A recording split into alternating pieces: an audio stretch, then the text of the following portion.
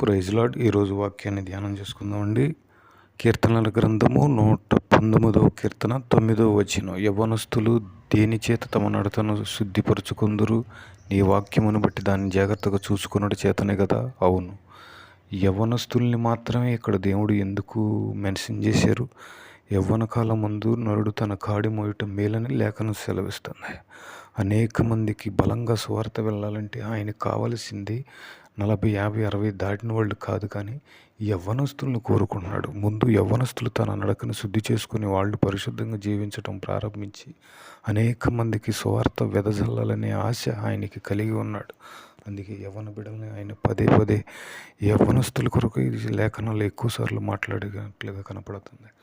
మరి రక్షణ పొందిన నీవు నేను ఇంకా మన నడతనే సరి చేసుకోలేకపోతే ఇంకా అనేక మందికి సువార్త ఏ రీతిగా వెదజల్లగలిగే పరిస్థితిలో ఉన్నాం? ఒకసారి మనల్ని మనం పరిశీలన చేసుకోవాలి.